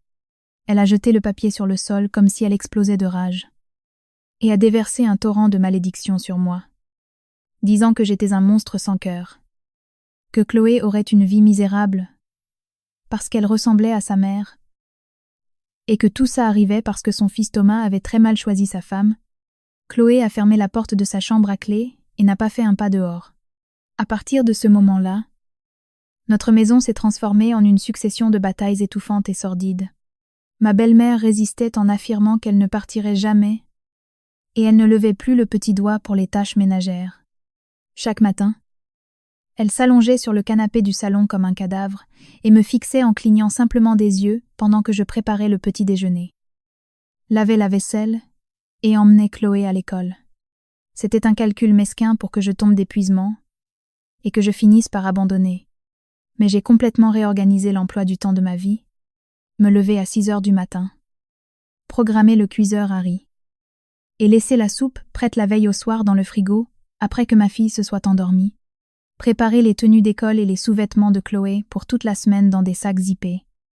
Jour par jour. Et coller en gros sur le réfrigérateur les horaires du centre de loisirs. Au travail, j'ai parlé au chef d'équipe et j'ai demandé à passer en équipe de matin fixe au lieu de faire des heures supplémentaires de nuit. Mon salaire a un peu diminué avec la perte de la prime de nuit. Mais en bouchant le trou béant des centaines d'euros que ma belle-mère gaspillait chaque mois en futilité. Le solde de mon compte bancaire était beaucoup plus à l'aise qu'avant. Le plus dangereux dans un entrepôt logistique, ce sont les accidents imprévus. À la maison, c'est exactement pareil. Quand j'ai commencé à contrôler parfaitement la mécanique de ma propre routine, le chaos à la maison s'est réduit de moitié, comme par magie. En voyant que je ne m'effondrais pas et que je tenais bon fermement, ma belle-mère, désespérée, a commencé à appeler ma belle-sœur à la moindre occasion. Même si je ne pouvais pas entendre exactement le genre de dispute que la mère et la fille avaient au téléphone, les messages vocaux et écrits n'arrêtaient pas d'arriver sur mon portable. Au début, ma belle-sœur a essayé de me convaincre en disant « Je reconnais que c'est difficile. S'il te plaît, sois raisonnable. » Et quand je suis restée de marbre, elle s'est cette fois tournée vers ma belle-mère en disant « Maman, s'il te plaît, tiens bon encore quelques jours. » En lui jetant des miettes de réconfort ridicules, ma belle-mère, réalisant que sa fille n'avait aucune intention de l'accueillir immédiatement sous son toit, a fini par tourner toute sa rage contre elle. Un jour, ma belle-mère a fait exprès de mettre le haut-parleur dans le salon. Et le son de sa violente dispute avec ma belle-sœur a résonné jusqu'à la cuisine. « Sophie, ta propre mère est sur le point de se retrouver à la rue et tu me dis de tenir bon. Qui s'est occupé de toi pour que tu sois tranquille quand tu as arrêté les couches et que tu allaitais Lucas? Qui s'est cassé le dos à garder le petit quand tu allais à tes repas d'entreprise? À tes soirées d'anciens élèves? Chez le coiffeur où te promener? Et maintenant tu m'ignores. » Ma belle-sœur a baissé la voix précipitamment. « Maman, qui t'ignore? Pourquoi parles-tu si mal? Tu es la mieux placée pour savoir qu'il n'y a pas de chambre d'amis dans ma maison. Et tu crois vraiment à ce coup de bluff d'Hélène? Tu penses sincèrement qu'elle a les tripes de déménager et d'élever la petite toute seule? » Ma belle-mère a hurlé comme une bête. Cette folle dit qu'elle a même engagé une avocate. Il y a eu un lourd silence de l'autre côté de la ligne pendant un bon moment. Puis ma belle-sœur a soupiré profondément et a lâché d'une voix pleine d'irritation. « Putain. Alors demande-lui pardon en premier. Fais des concessions sur la carte bleue et essaie de négocier un plafond à 100 euros. Et pourquoi est-ce que tu discrimines Chloé en la traitant de gamine inutile et que tu as provoqué tout ce bazar? Est-ce que j'ai dit un seul mensonge? » C'est offusqué ma belle-mère. Est-ce que cette petite est née garçon? Par hasard? J'étais debout à l'entrée de la cuisine. Écoutant cette conversation tout en appuyant fermement la lame de mon couteau contre la planche à découper, ma belle-mère m'a regardé du coin de l'œil, a croisé mon regard froid, a sursauté et a coupé le haut-parleur d'un coup. Une once de honte a traversé son visage ridé, mais elle a levé le menton avec raideur pour ne pas perdre la face. « Tu espionnes comme un rat quand les adultes parlent au téléphone. » A-t-elle pesté? C'est vous qui avez mis le haut-parleur pour que tout le voisinage soit au courant. Belle maman, ma belle-mère, à court de mots, a remué les lèvres et s'est enfermée dans sa chambre en claquant la porte. Le jour où le courrier recommandé rédigé par l'avocate est arrivé, le moral de ma belle-mère a volé en éclats pour de bon. Quand elle a reçu l'enveloppe du facteur, elle a cru que c'est de la publicité. Mais en voyant la typographie rigide et le tampon officiel du cabinet d'avocat, le sang a déserté son visage.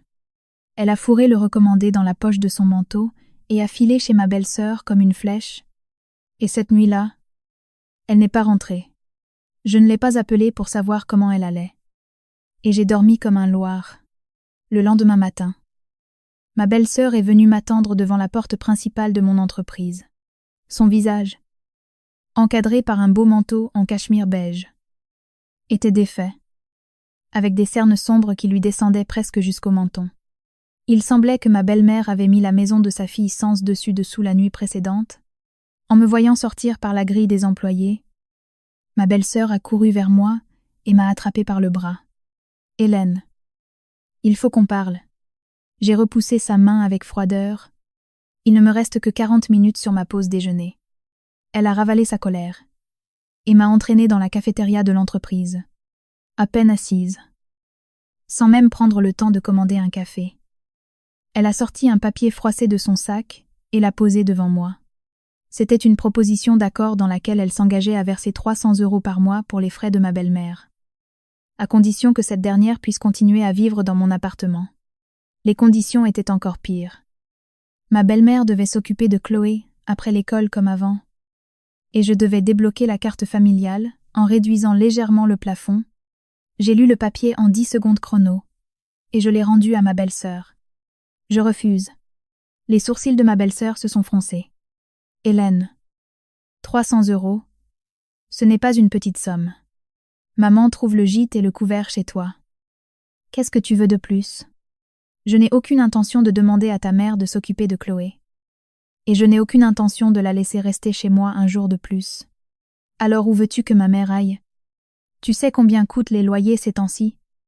Tu veux qu'une personne âgée sans le sou se retrouve à ramasser des cartons dans la rue? Sophie, cette vieille femme est ma mère. C'est ta mère. À toi. Ma belle-sœur a frappé du poing sur la table. Les regards des gens attablés autour de nous se sont tournés dans notre direction à l'unisson. Elle a grincé des dents et a articulé d'une voix contenue. Hélène Dubois. Comment une personne peut-elle être aussi cruelle? Thomas t'a toujours traité comme une reine de son vivant. Tu gardes l'argent de l'assurance décès de mon frère. Tu loues un appartement avec. Et tu jettes ta belle-mère comme si elle était un déchet. J'ai sorti la photocopie d'un document de mon sac et je l'ai posé bien en évidence sur la table. C'était le relevé bancaire démontrant avec exactitude comment l'argent de l'assurance décès de Thomas avait été utilisé après son versement. Le remboursement du solde du crédit que Thomas avait contracté, les frais d'obsèques, le coût de la cérémonie religieuse que ma belle-mère avait exigé de faire en grande pompe pour sauver les apparences, et la preuve indiscutable, au centime près, que la petite somme restante avait servi à compléter la caution de cet appartement. Vérifie de tes propres yeux où et comment l'argent de l'assurance a été dépensé. Ai-je dit? L'argent qu'a laissé Thomas n'est pas un puits magique qui ne se tarit jamais.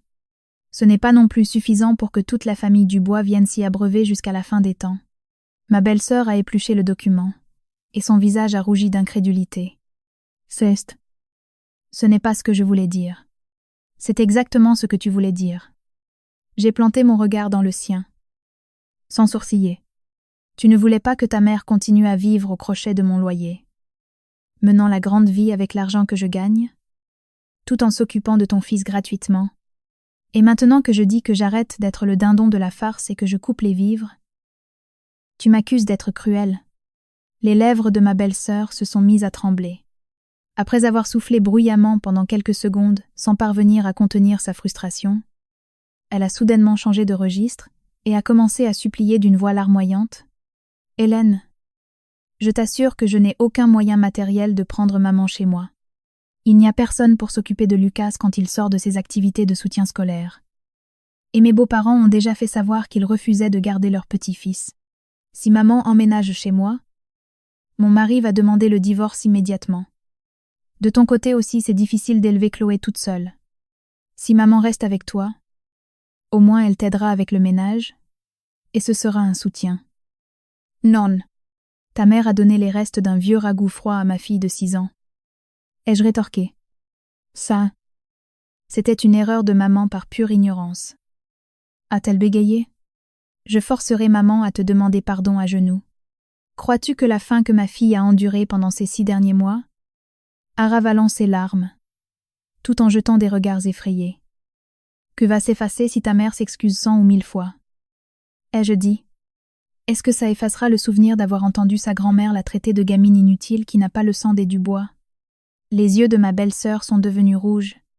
C'étaient des larmes dont je ne savais pas si elles provenaient de la colère, de la honte, ou d'un véritable désespoir.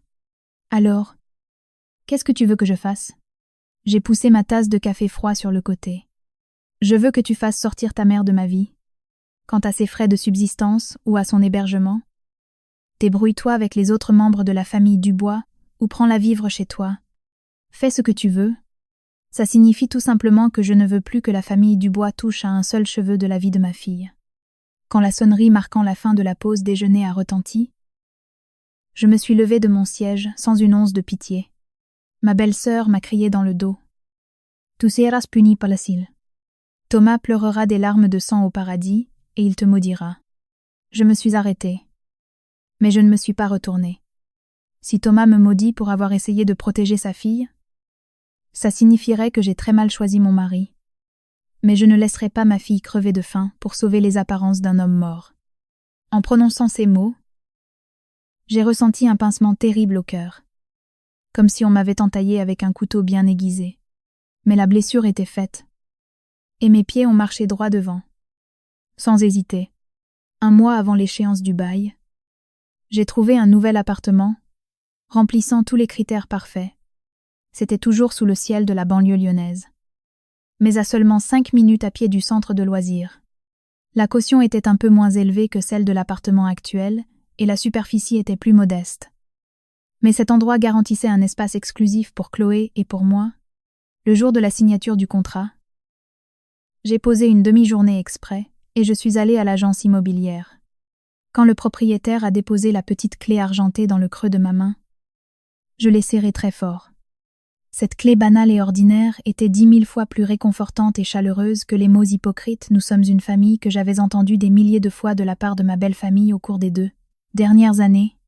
Je n'ai pas donné l'adresse du nouveau logement à ma belle-mère. Je me suis contentée de lui notifier la date exacte de l'expulsion par message WhatsApp.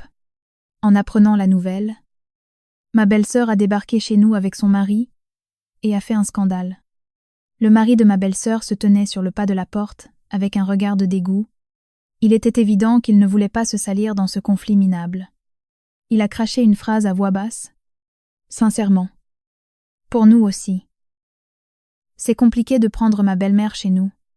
En entendant cela, ma belle-mère a complètement perdu la tête. Pour qui me suis-je ruiné la santé en élevant Lucas, qui courait aux urgences avec lui sur le dos quand il avait de la fièvre au milieu de la nuit, qui te consolait toute la nuit quand tu rentrais ivre à 3 heures du matin, après tes repas professionnels. Sophie, maintenant que je suis vieille et sans le sou, vous me traitez tous comme un poids mort. Sophie a répliqué. Ce n'est pas qu'on s'en lave les mains. L'héberger 1 ou 2 mois. Ça va. Mais vivre ensemble pour de bon. C'est vraiment trop nous demander. Pourquoi est-ce que ce serait trop nous demander? C'est étrangler ma belle-mère. Je suis ta propre mère. Celle qui t'a mise au monde dans la douleur. Et bien que ce soit Hélène qui s'en occupe. Elle porte encore le nom de famille en tant que belle-fille. A hurlé ma belle-sœur. Perdant tout contrôle. À cet instant, l'atmosphère du salon a gelé, comme si on y avait jeté un seau d'eau glacée. Ma belle-sœur a elle-même plaqué ses mains sur sa bouche, en réalisant l'énormité de ce qu'elle venait de dire. Ma belle-mère a lentement tourné la tête et a fixé sa propre fille. Pour la toute première fois, une fissure imperceptible est apparue dans le regard rempli de haine qu'elle me réservait d'ordinaire. C'est à ce moment précis qu'elle a compris que, dans la calculatrice mentale de sa fille adorée, celle qu'elle avait choyée par-dessus tout, elle était elle aussi classée dans la catégorie des fardeaux encombrants qu'il fallait refiler à la belle-fille.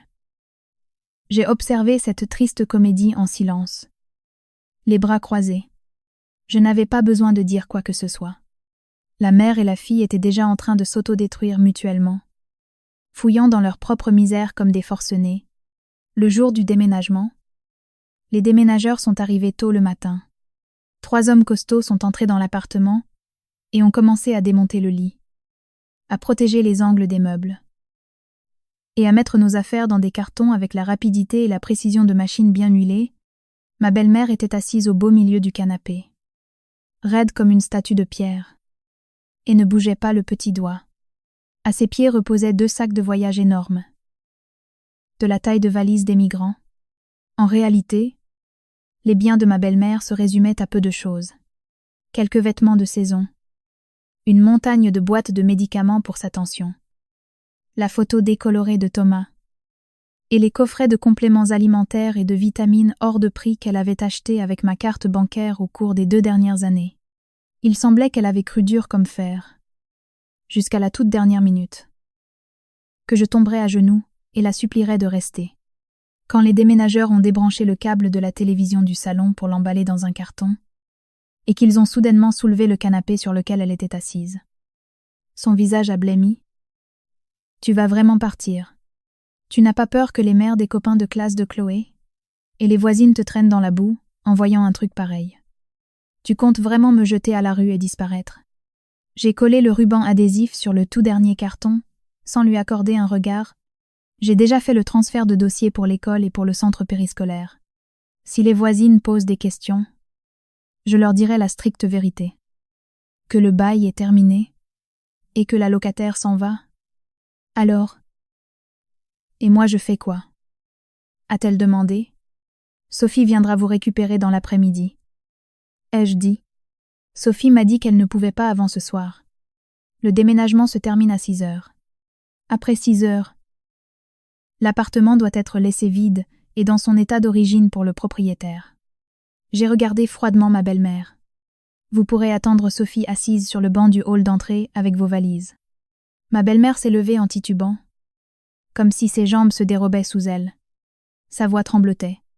Hélène Dubois, tu es une vraie sorcière sans cœur. Tu ne vas pas emporter la photo de Thomas. Ma belle-mère a ouvert la fermeture éclair de son grand sac et a sorti un cadre en bois. C'était une photo où Thomas souriait comme un bienheureux en tenant Chloé à la naissance. Je me suis approchée lentement et j'ai saisi le cadre. Pensant peu, être que j'éprouvais encore de l'attachement pour la photo de mon mari, une lueur d'espoir a brièvement traversé le regard de ma belle-mère. J'ai ouvert l'arrière du cadre. J'ai délicatement retiré la photo de Thomas pour la glisser dans mon sac à main, et je lui ai jeté le cadre en bois vide. Thomas n'est que le père de ma fille Chloé. Il n'est pas un laissez-passer gratuit pour que vous profitiez de moi jusqu'à la fin de vos jours. Ma belle-mère, le visage hébété, a failli laisser tomber le cadre vide en le réceptionnant. À 15 heures, la propriétaire est entrée en composant le digicode. La propriétaire, qui inspectait l'état du parquet et des tapisseries, a affiché une mine perplexe en voyant ma belle-mère assise par terre, toute seule, serrant ses 2 valises. J'ai rendu la petite clé argentée de la porte d'entrée et je lui ai remis les relevés de compte. C'était un dossier prouvant que l'eau, l'électricité, le gaz et les charges de copropriété étaient réglés jusqu'au dernier centime. La propriétaire a hoché la tête et m'a assuré qu'elle virerait le reste du dépôt de garantie à la date convenue. À cet instant, ma belle-mère a rampé sur le sol comme une possédée et s'est accrochée au pantalon de la propriétaire. Oh, madame, j'ai vécu 2 années entières dans ce logement. Vous ne pouvez pas laisser cette belle fille me jeter à la rue. Je suis sa belle-mère. Mon fils est mort. La propriétaire, épouvantée, a reculé d'un pas et m'a regardé. J'ai déclaré d'un ton parfaitement neutre. La titulaire du bail de location. C'est moi, Hélène Dubois. Aujourd'hui, je vous ai rendu l'appartement complètement vide. La famille de cette dame est en route pour venir la chercher. La propriétaire a jeté un œil au contrat qu'elle tenait dans sa main, puis a regardé ma belle-mère affalée par terre, et a tracé une ligne rouge d'une voix très polie mais implacable. Madame, le contrat est au nom de Madame Dubois. Vous devez libérer les lieux aujourd'hui. Demain, les artisans viennent pour repeindre et changer les sols. Si vous faites cela, vous nous mettez dans une situation très compliquée. Ma belle-mère a frissonné de honte, comme si on l'avait déshabillée en public pour la jeter sur le trottoir. Toute la force a déserté ses mains qui agrippaient le pantalon de la propriétaire. Dans le salon désormais vide, où ne subsistaient que les marques carrées laissées par les meubles. Elle avait hurlé pendant 2 ans. C'est la maison de mon fils. Mais lorsque le bail, la caution et les clés avaient quitté ses mains, il ne restait pas la moindre trace de ce pouvoir dérisoire. À 6h20, Sophie est finalement arrivée en courant. Elle est descendue de sa voiture, avec un air profondément agacé. Sur la banquette arrière traînaient le cartable et les cahiers d'exercice de Lucas. En apercevant les 2 immenses sacs de voyage de ma belle-mère, elle a aussitôt froncé les sourcils. « Maman, c'est quoi tout ce bazar? Jette-moi tout ça. Comment veux-tu qu'on fasse rentrer ça dans le coffre ?» Le corps de ma belle-mère s'est raidi. « C'est beaucoup. Doris. J'ai vécu ici 2 ans. Et il ne me reste que ces 2 misérables valises. » Ma belle-sœur a ouvert son coffre nerveusement, sans lui répondre. L'espace était rempli par le vélo de Lucas, des chaises de camping pliantes et plusieurs packs d'eau minérale. Elle a poussé les affaires de tous les côtés pour forcer le passage et a enfourné les bagages de ma belle-mère comme de vulgaires sacs de patates. La fermeture éclair a accroché la pédale du vélo, produisant un craquement brutal. « Fais attention !» a hurlé ma belle-mère. Le cadre de Thomas est là. Dedans. Ma belle-sœur a repoussé sa mèche de cheveux avec exaspération et a crié. « Oh, c'est bon, maman. Monte vite. » Lucas a une évaluation de niveau à ses cours de maths à 10 à 7 heures. Le visage de ma belle-mère est devenu blanc, puis violacé. Elle a tourné la tête et m'a regardé. Elle arborait une expression indéchiffrable. Entre l'envie de me maudire et la supplication de lui lancer une bouée de sauvetage, les dernières paroles qu'elle parvint à articuler furent celles-ci: « Tu le regretteras en pleurant des larmes de sang. » J'étais debout à côté du siège passager du camion de déménagement. Serrant très fort la main de Chloé. « Ça n'arrivera jamais. » Chloé, qui était à moitié cachée derrière mon dos. Ne l'a pas appelée, mamie. En voyant cela, les yeux de ma belle-mère se sont empourprés. « Chloé, tu ne dis pas au revoir à ta grand-mère quand elle s'en va ?» Chloé s'est agrippée fortement au tissu de mon pantalon et a murmuré d'une toute petite voix. « Au revoir. » C'était une voix minuscule, mais étrangement résolue. L'expression de ma belle-mère s'est décomposée. De façon 100 fois plus misérable que la nuit où je lui avais coupé l'accès à la carte bancaire. C'est à ce moment-là qu'elle a compris que si les enfants se taisent, ce n'est pas parce qu'ils n'ont pas de mémoire. Ils gardent le silence simplement parce qu'ils n'ont aucun pouvoir. Mais ils gravent au plus profond de leurs os l'identité exacte de l'être humain qui les a maltraités. Ma belle-sœur a claqué la portière de la voiture. Et le véhicule s'est éloigné. Ma belle-mère m'a fixé à travers le rétroviseur extérieur. Je suis restée de marbre jusqu'à ce que la voiture passe le portail de la résidence et disparaisse totalement de mon champ de vision. Sans le moindre regret, je me suis retournée. J'ai pris Chloé dans mes bras et je suis montée dans la cabine du camion. Quand le chauffeur m'a demandé notre destination, j'ai récité d'une voix claire l'adresse de notre nouvelle maison. Notre nouveau logement était au 7e étage d'un vieil immeuble avec une coursive extérieure. Il y avait un ascenseur. Mais le couloir était étroit et sombre. Pourtant, à l'intérieur de l'appartement, c'était totalement différent. C'était un cocon chaleureux. Où, même si le salon était si petit qu'il n'y tenait qu'une petite table pour 4 personnes et un canapé 2 places. La lumière du soleil matinal inondait la pièce avec éclat grâce aux fenêtres orientées plein et entrantes. Chloé a immédiatement regardé la cuisine, puis a couru dans les 2 chambres. « Maman, c'est notre maison maintenant. » « Oui. » Et je souris. « On n'habite plus que toi et moi. » « Oui. » Maintenant, il n'y a plus que nous 2. Chloé s'est arrêtée au milieu du petit salon vide et a souri timidement. Ce fut un sourire fugace, mais éblouissant. Comme si on venait d'allumer un projecteur au fond d'une grotte obscure, j'ai étalé la couette jaune poussin que Chloé avait choisie elle-même sur son petit lit. La petite a couché soigneusement son doudou lapin préféré sur l'oreiller, puis est retournée en courant dans la cuisine pour observer, les yeux grands ouverts, comment je rangeais les casseroles et les assiettes. Ce soir-là, nous n'avons pas commandé de pizza. J'ai mis du riz à cuire dans la petite marmite que j'avais ressortie des cartons. J'ai fait une soupe au bœuf et j'ai préparé une omelette bien baveuse. J'avais des courbatures dans les bras et les jambes à cause du déménagement. Si bien que le bouillon manquait un peu de sel, mais Chloé s'est tenue bien droite à table et a tout mangé en mâchant consciencieusement, sans laisser un seul grain de riz. Quand elle a eu mangé la moitié de son bol, la petite a soudainement attrapé avec ses baguettes le morceau de viande le plus gros et le plus épais de son assiette. et l'a délicatement déposée sur ma propre portion de riz.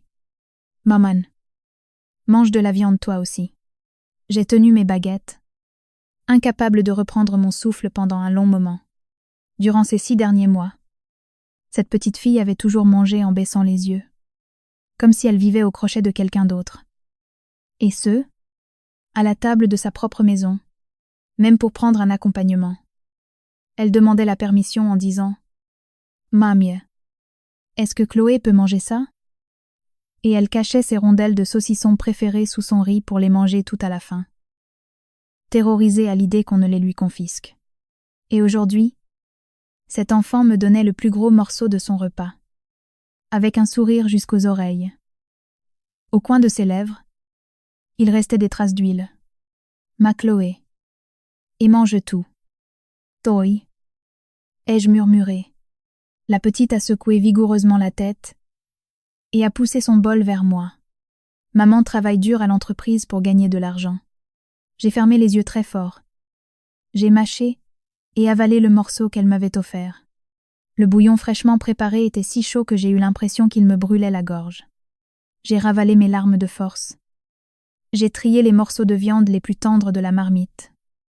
Et je les ai empilés généreusement dans le petit bol de ma fille.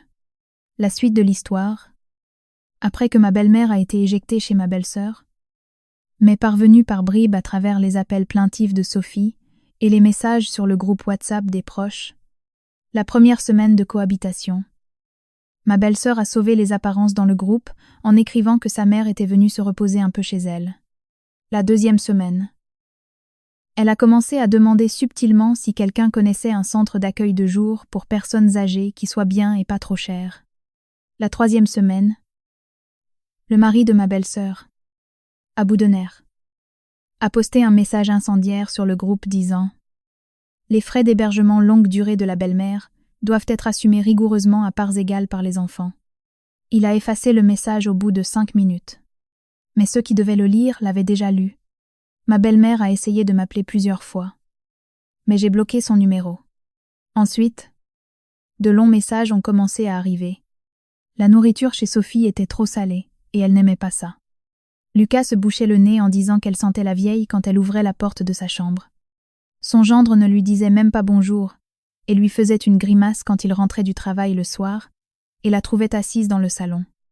Il y a eu même cette plainte lamentable disant que Sophie ne lui donnait que 200 € d'argent de poche par mois, de sorte qu'elle n'avait même plus les moyens de s'acheter des pommades pour ses douleurs. Et encore moins de vitamines. Je me contentais de capturer ces messages silencieusement sans jamais y répondre.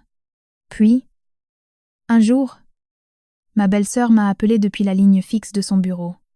Quand la stagiaire de mon département m'a passé la communication, j'étais en plein bouclage des inventaires de fin de mois sur mon fichier Excel. Dès que j'ai collé le combiné à mon oreille, la voix aiguë de ma belle-sœur m'a assailli. « Hélène, tu n'as vraiment aucune conscience. Ça va te ruiner de mettre au moins 100 € par mois. Maman est chez moi maintenant. » Et le budget courses. Pharmacie et chauffage a explosé. Avant, tu donnais de l'argent à maman à l'appel. Pourquoi tu t'en laves les mains d'un coup? J'ai répondu sans la moindre émotion. Le regard fixé sur les chiffres des quantités en stock qui s'alignaient parfaitement sur mon écran. Avant, je vous faisais une fleur par pure bonne volonté. Maintenant, je n'ai tout simplement plus envie de lui donner un seul centime. Ça reste la grand-mère paternelle de Chloé. Ta mère a dit de sa propre bouche que Chloé n'est pas du sang des Dubois, et qu'elle n'est de toute façon qu'une gamine qui partira dans une autre famille à sa mort. Ma belle-sœur est restée muette. L'instant d'après, sa voix s'est brisée, et elle est passée à un ton suppliant. Hélène, même si maman est un peu excessive, c'est une vieille femme digne de pitié. Depuis que maman est à la maison, je vais vraiment devenir folle. Mon mari menace de faire ses valises et de partir. Et il me met les papiers du divorce sous le nez tous les soirs. Et Lucas se rebelle en disant que sa grand-mère l'étouffe. Sophie. Et je coupais froidement. C'est très exactement le quotidien infernal que j'ai enduré jour après jour pendant 2 ans. Sauf qu'à l'époque, toi tu trouvais ça très pratique parce que tu ne déboursais pas un sou et que tu utilisais ma garderie gratuite. On n'entendait plus qu'une respiration haletante à l'autre bout de la ligne. Si cela te pèse tant de t'occuper de ta propre mère, convoque un conseil de famille avec les proches. Ou va voir les services sociaux de la mairie pour faire une demande d'aide à l'autonomie. Pourquoi une adulte appelle-t-elle chez les autres pour mendier de l'argent? Tu vas vraiment être aussi cruel et sans cœur jusqu'à la fin. J'ai attrapé mon stylo et j'ai signé le bordereau de livraison d'un geste sec. Je n'ai plus rien à te dire. J'ai raccroché et je me suis replongée dans mon écran. La grande porte de l'entrepôt s'est ouverte. Un semi-remorque est entré et le chauffeur m'a tendu le bon de livraison. J'ai tamponné, signé et j'ai indiqué la zone de stockage au cariste. Quand une tâche se termine, la suivante s'enclenche comme un rouage. Le monde ne s'arrêtait pas de tourner, parce que j'ignorais les appels de ma belle famille. C'était la véritable réalité de la vie. En rebouchant solidement le fond de ma jarre percée, mon argent et mon énergie avaient enfin commencé à couler vers les vraies personnes qui comptaient pour moi. Là où ils auraient toujours dû aller. Chloé s'est magnifiquement adaptée à la vie au centre périscolaire. Tous les jours, elle ramenait des dessins dans son petit cahier. Et il n'y avait plus aucune petite fille, mangeant toute seule, recroquevillée dans un coin sombre.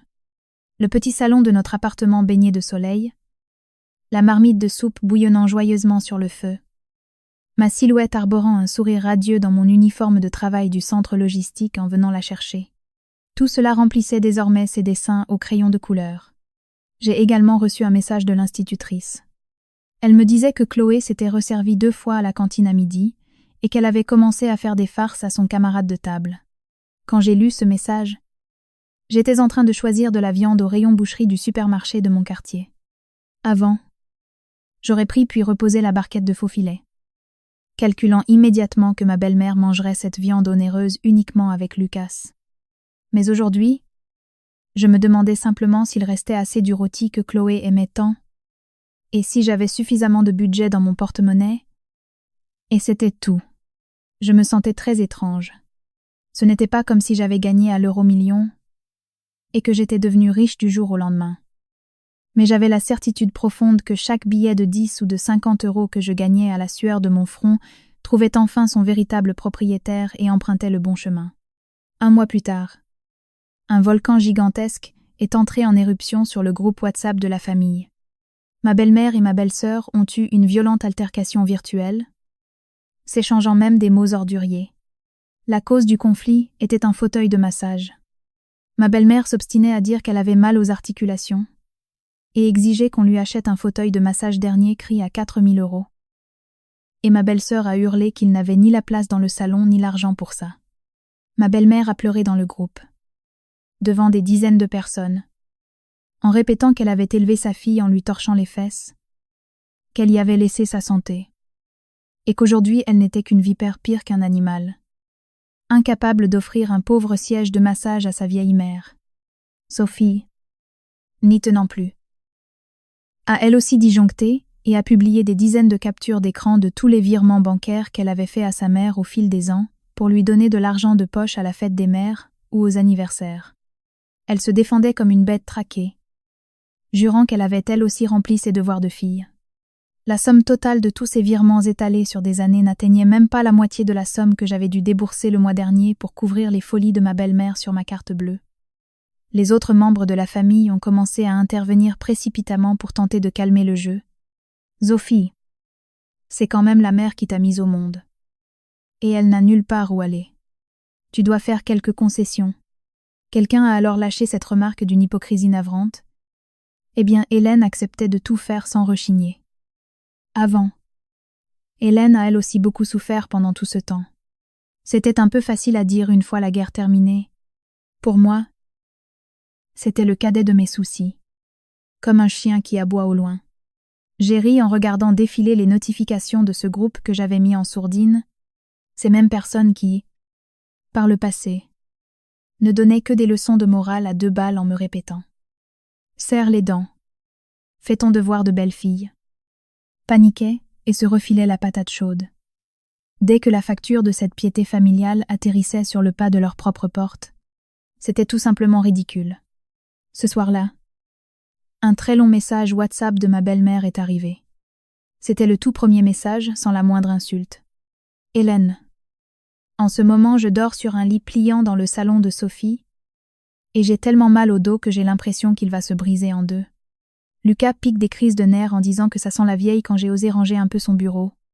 Et Sophie soupire bruyamment devant le frigo, parce que j'ai eu le malheur de manger 2 pêches. La dernière phrase était celle-ci. Hélène.